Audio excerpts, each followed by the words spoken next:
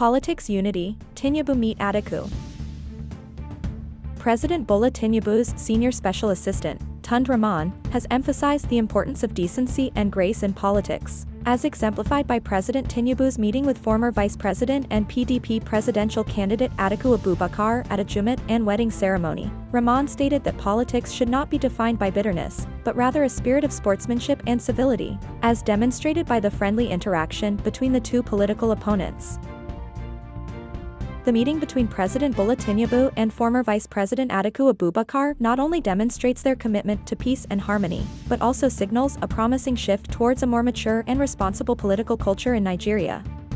By reaching across the aisle and engaging with their opponents, they set an example for other politicians to follow, emphasizing the importance of dialogue and cooperation.